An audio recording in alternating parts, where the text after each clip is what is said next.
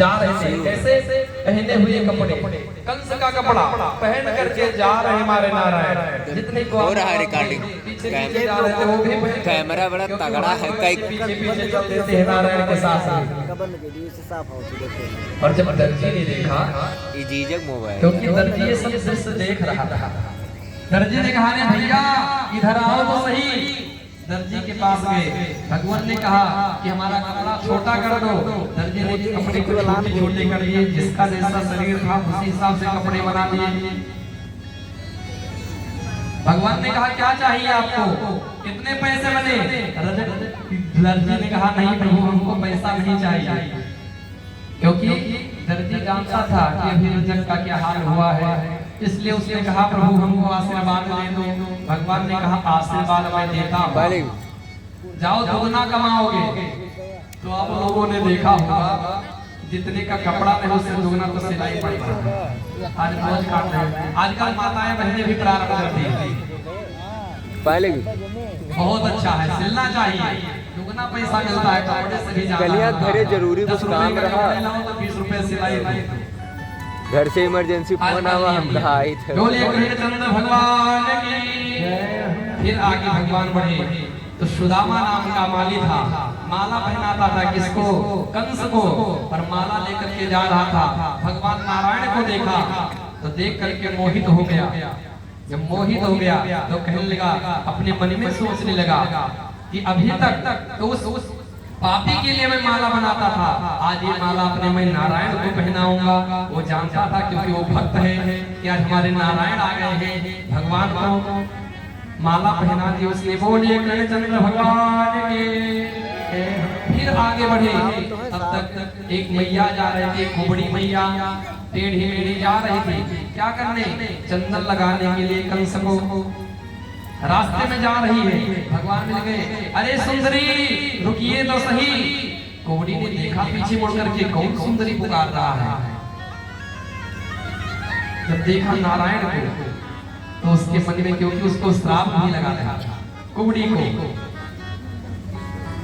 कुबड़ी ने पीछे मुड़ करके देखा कि नारायण आ रहे हैं, तो फिर मन में संदेह इसके भी था कि नारायण है कि नहीं है, इसलिए इसने कहा कि मैं चंदन नहीं लगाऊंगी, आप मुझे सुंदरी क्यों बोले?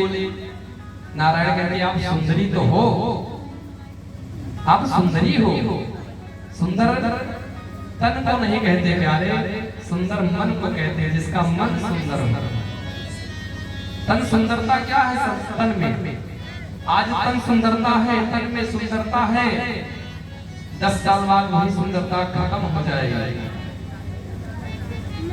अभी तो हमारे बाल है बढ़िया बढ़िया सुंदर सा, 20 साल के बाद में चांद निकल आएगा प्यारे,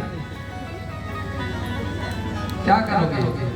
तो उसको सुंदरता नहीं कहते, सुंदरता कहते आपका मन सुंदर होना चाहिए, भगवान के प्रति प्रेम होना चाहिए, सबके प्रति प्रेम होना चाहिए, तब आप सुंदर कहलाएंगे। ऐसा नहीं कि आप कब मन ही सुंदर हो, तन सुंदर ना हो, तन सुंदर हो मन ना सुंदर हो, क्योंकि सब कुछ सुंदर ही सुंदर होना चाहिए। इसीलिए हमारे प्यारे का नाम श्याम सुंदर है, वो सुंदर है, वैसा सुंदर बनिए। ऐसा नहीं है प्यारे कि सिर्फ तन ही सुंदर कर दो। उदरम भरणो जीवन बारायका को वासना, जिसका पेट भरना काम हो उसको सुंदर नहीं कहते, दूसरे के लिए जो चीज उसको सुंदर कहते हैं। किसी भिक्षु को देखो, गरीब को देखो, उसका पेट भरो तब आपको सुंदर कहा जाएगा, अन्यथा आपको सुंदर नहीं कहा जाएगा। पेट तो कुत्ते भी भर लेते हैं। पहले दिन सिखाया गया था, बताया गया था कि कुत्ते कहते हैं इंसान हमारी जाति के हैं, सूअर कहता है इंसान हमारी जाति के हैं, ऊंट कहता है इंसान हमारी जाति के हैं, गधा कहता है इंसान हमारी जाति के हैं। चारों में झगड़ा होने लगा, पहुंच गए भगवान के पास। भगवान ने कहा झगड़ा क्यों कर रहे हो भाई? सब लोगों ने अपना दृष्टांत बता दिया कि इंसान हमारी जाति के, इंसान हमारी जाति के हैं। कुत्ते से भगवान पूछने लगे कि आपके जाति कैसे हैं?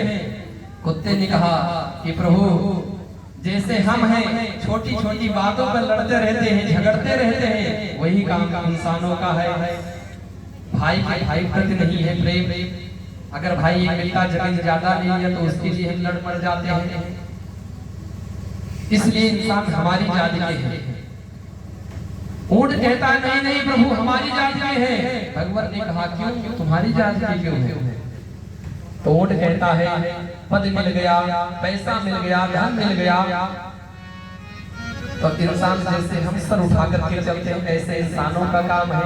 थोड़ा सा पद मिल गया, अहंकार हो गया अंदर, अहंकार में चलने लगे, अपने माँ बाप को भूल जाएंगे, अपने रिश्तेदारों को भूल जाएंगे। यही काम हमारा, यही काम इंसानों का है। स्वर्ग कहता है ना प्रभु इंसान हमारी जाति के हैं।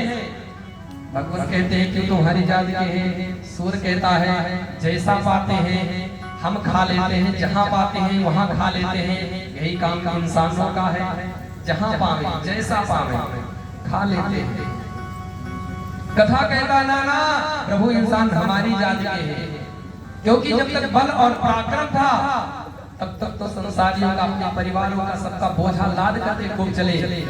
और जब वृद्ध अवस्था हो जाती है, काम करने की ताकत नहीं रहते हैं, तो उनके घर वाले उनको ठुकरा देते हैं। कोई पूछने वाला नहीं है कि बाबा जी आप खाए, दादाजी खाए कि नहीं खाए।